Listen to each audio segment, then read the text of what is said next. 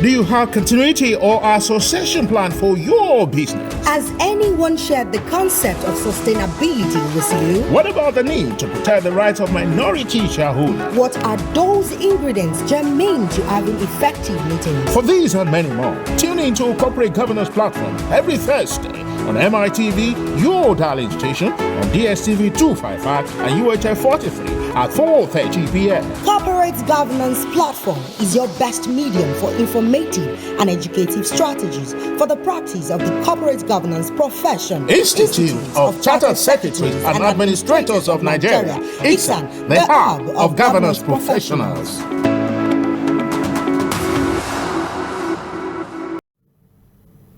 It's a cool Thursday evening in the city of Lagos. Thanks for joining us on Corporate Governance Platform, proudly brought to you by the Institute of Chartered Secretaries and Administrators of Nigeria, ICSAN, the hub of governance professionals, and coming to you live from MITV in Lagos.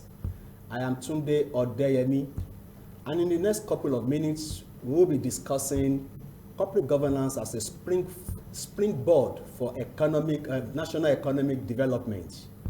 And to lead in the conversation is someone that I gladly refer to as a specialist in corporate governance, a distinguished fellow of the Institute of Chartered Secretaries and Administrators of Nigeria, Mr. David OLATUNJI. Mr. David OLATUNJI is an extraordinary trainer, teacher, speaker, and a corporate governance expert.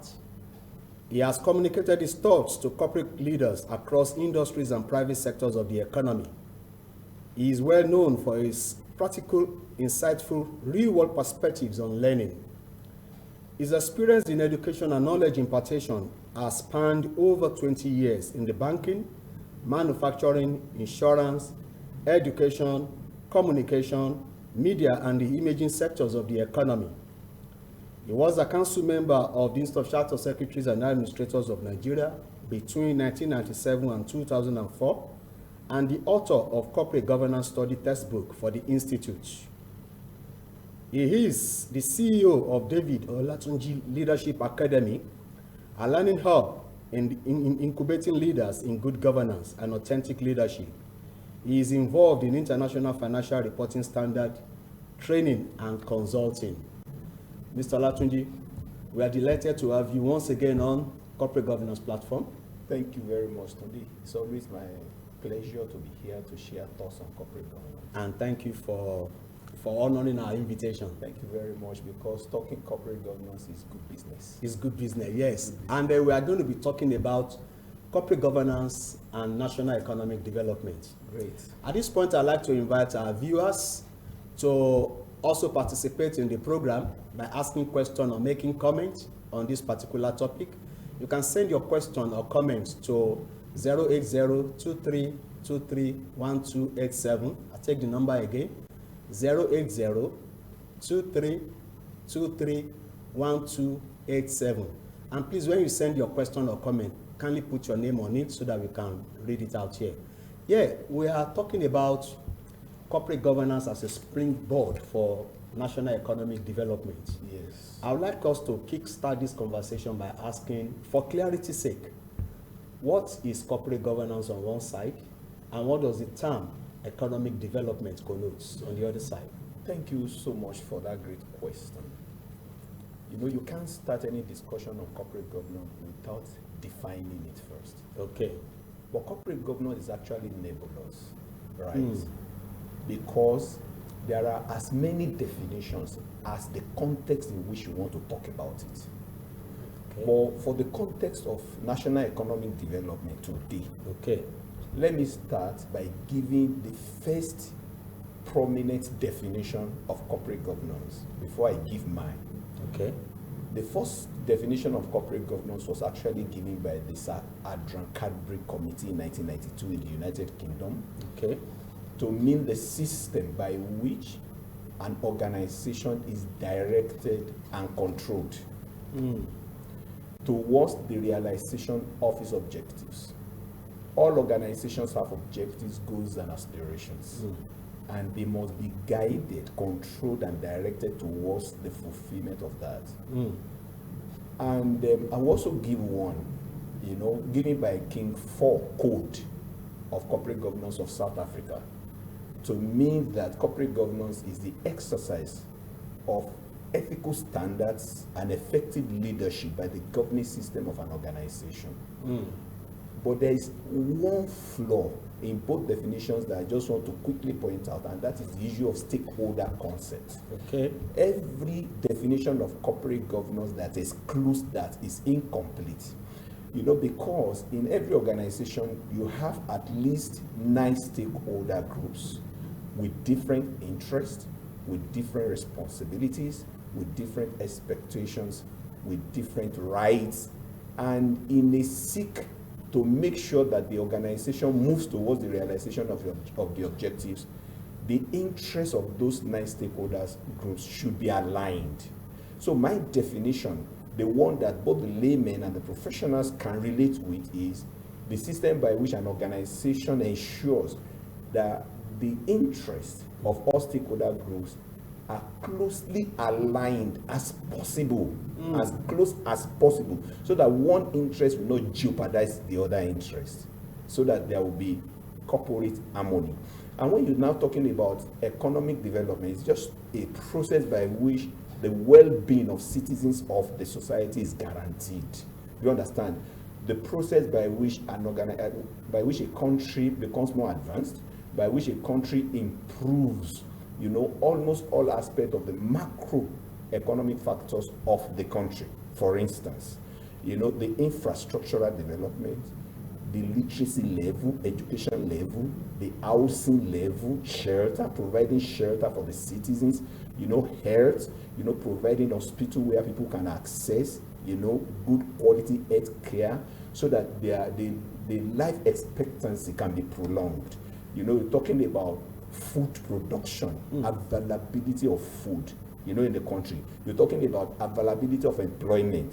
You cannot be talking about economic development without talking about provision of income, you know, aggregate income, purchasing power of the people. So you're talking about, you know, agriculture, you know, making food available to all and sundry of the society. So economic development targets improvement of the welfare, of the well-being of the citizens of a particular country. And as a matter of fact, there is one person, you know, the ruler of Dubai says that the old essence of governance of any country is to ensure the well-being of citizenry. Wonderful, wonderful. I like the definition and the comprehensive explanation on the economic development. Then what then is the nexus between corporate governance and the quest of a nation towards economic development? Well, if any country wants economic development without corporate governance, is self-deception. And this is the reason why Organization of Economic Cooperation Development, OECD, was established in 1999. That you developing countries, I'm sure you want to benchmark the developed countries. You want to be exactly like them. But if you're going to be exactly like them, then you're going to have a framework of effective corporate governance in place, right? And you know, when you're talking about corporate governance, the word corporate there connotes company. Okay. But then when you're talking about economic development, you are not just talking about companies. You are talking about the whole gamut of institutions within a country. You understand that works? You're talking about the private sector, which is the corporate world, that's corporate governance. Or you're talking about the public service, the government. Do you understand? You can't talk about corporate governance in the public service. So we'll be talking about public governance, right? Okay.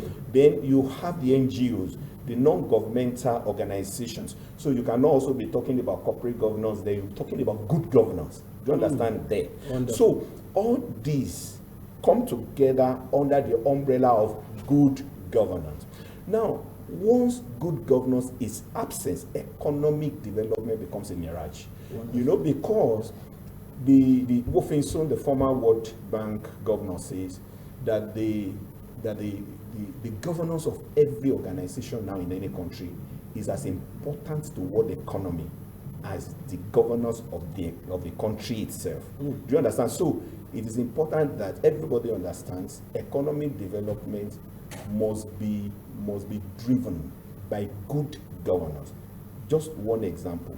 I mentioned education, I mentioned health system, I mentioned infrastructural facilities, as part of the drivers of economic development. Now, you realize that because of bribery and corruption, do you understand? Infrastructures could decay in a country. Infrastructural development could be moribund in a country. Health system may fail in a country. Education system may fail in a country just because of just that little poison or little whitlow that I call corruption in a country. So without good governance, there can never be economic development in any country. Wonderful. There is this popular statement that says, if there is no good governance in a clime, investment will flow elsewhere. Oh, okay. What is the importance of this statement in the context of national economic development? Thank you very much. That statement actually was made by Sir Arthur Levitt. He was the former chairman of SEC in US. Okay. And he made that statement when he watched, when he watched the corporate failures of the United States in the early 2000s. The failure of Enron, the failure of Whatcom, Adefia Communications, and so many other organizations then. Then he said, he quoted, the statement you just mentioned to me now. He said, once a country does not have strong, sound, good corporate governance, capital will flow elsewhere. Okay. Once investors are no longer satisfied with disclosure regime of a country, capital will flow elsewhere. Once government of a country opts for lax accounting standards and reporting standards, capital will flow elsewhere. And once capital flows elsewhere, all enterprises within that country will suffer the consequences of lack of good governance. Right? And because the capital market, as we know it today, is actually at the mercy of investors. Right? So once capital flows elsewhere, the country will no longer be able to attract foreign direct investment, FDI, to the country.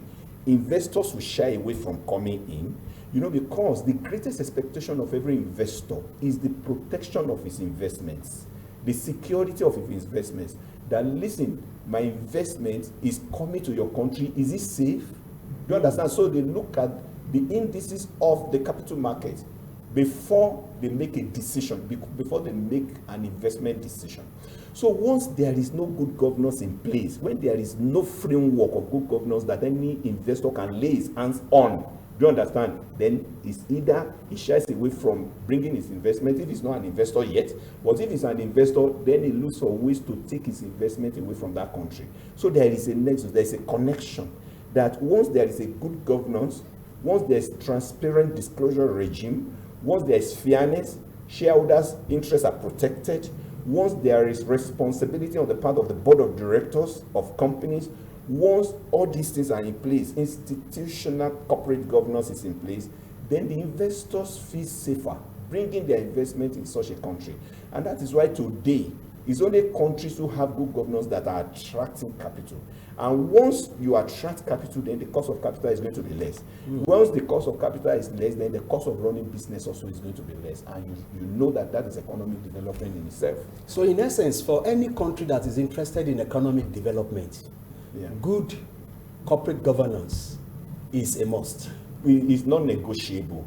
There is no, at times in Nigeria, we love corporate governance in Nigeria, more or less, maybe like lip service. Do you understand?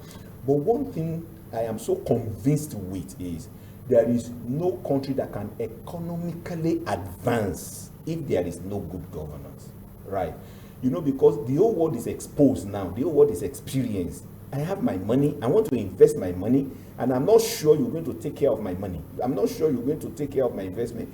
Then I look for another country where they're going to look, they're going to take care of it. And how do I know you're going to take care of it?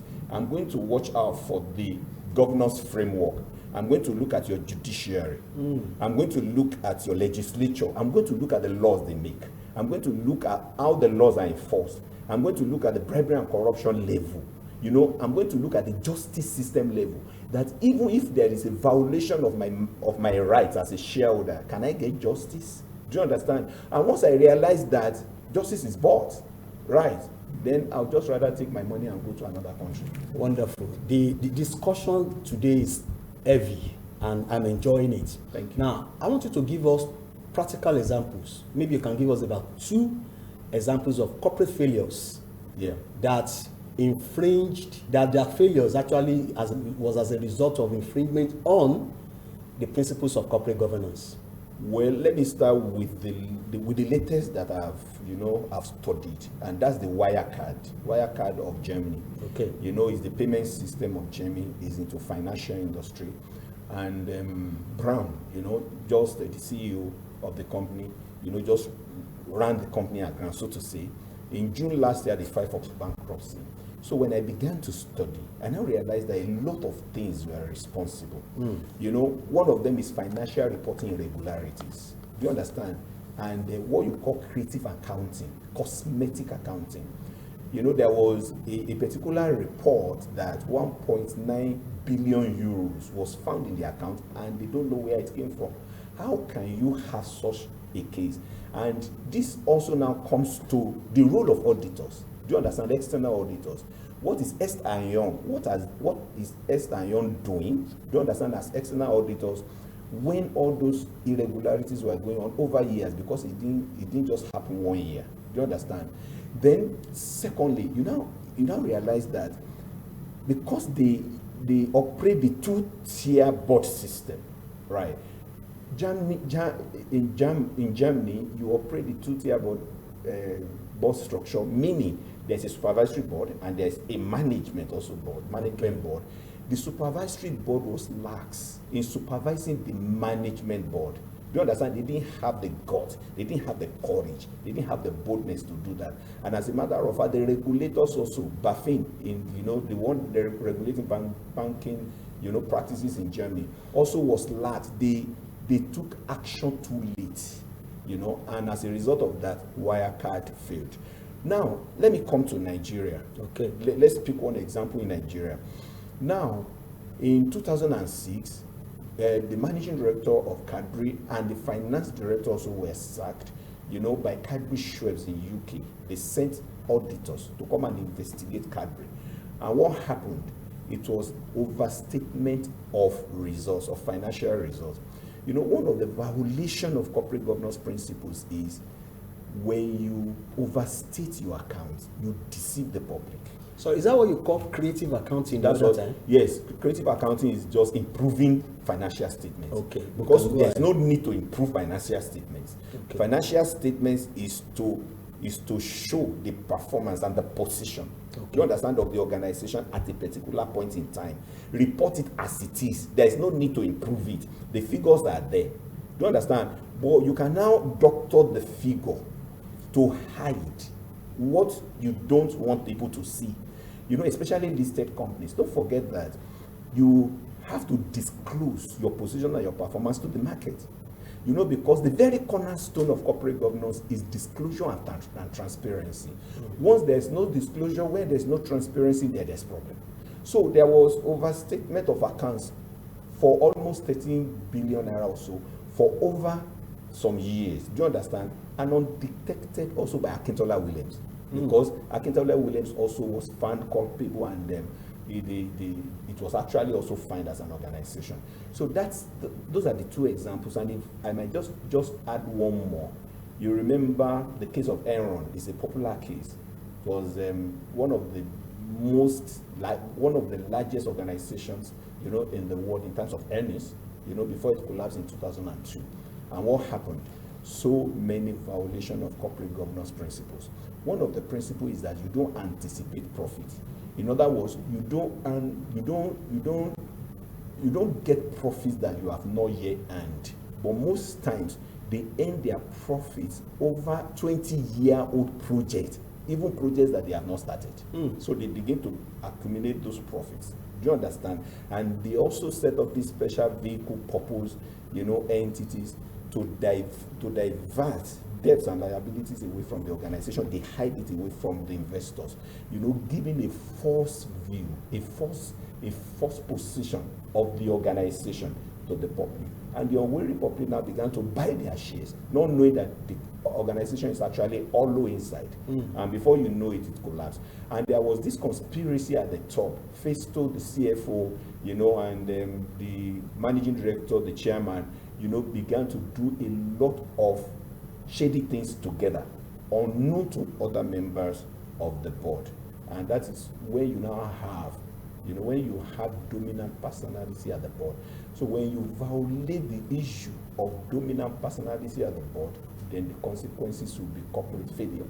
Okay, we have talked about some of the weaknesses if there is a lack of corporate governance. I want us to talk about some of the benefits.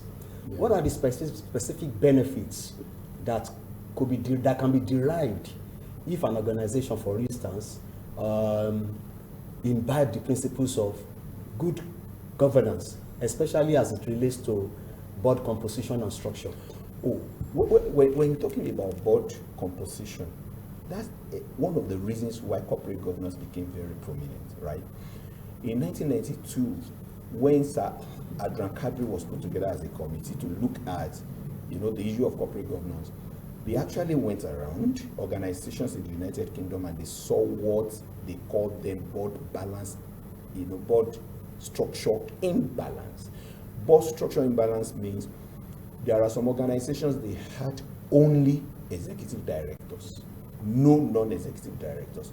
Okay. I'm sure you know that is extremely very dangerous because the non-executive directors are supposed to serve as counterweight to the excesses of the executive directors. Yes. And at times too, even though there were executive directors, at times there was not enough non-executive directors, even though there was the presence of non-executive directors. For instance, if you have a board where the executive directors are 2 and you have the non-executive directors are 2, it's still very insufficient. The non-executive directors must be in majority. And out of those non-executive directors also, there must be independent non-executive directors. And all this is, any issue for discussion of the board will be strongly debated. Do you understand? And the deliberations will not just be at the whims and caprices of the CEO or the chairman. It's going to be widely discussed, it's going to be widely deliberated, and everybody will make contributions. And part of the board imbalance too, board structure imbalance, is when you have all your board made up as males. Do you understand? There must always be female inclusion because females have been known to be bolder. They have been known to be more courageous. They can ask even stupid questions at any time, you know, than male counterparts. So all these things are about the composition of the board in order to make sure that the organization attracts the benefits of corporate governance, which is so numerous. It's actually a whole subject by itself. You know, for instance, stakeholders want to work for an organization where they see good governance. So when you have good governance with good board structure, good board composition, and the stakeholders look at it that way, then they are likely to be attracted to you. They are likely to come and work for you. They are likely to come and supply to you. They are likely to come and do business with you. Do you understand? Then the tax authorities also will likely find you with integrity, and so on and so forth. So there are numerous benefits. I just mentioned before the cost of capital. Do you understand? Then, you know, absence of scandals, absence of risk, you know, so many things that an organization can enjoy when good board governance is in place. Because it's good board governance actually that you asked me about just now. Okay. It's not just about board structure, but good board governance. Thank you very much. I'm going to ask 2 questions in one because of our time. All right. Before the National Code of Corporate Governance of 2018, there were different sectoral codes for different industries.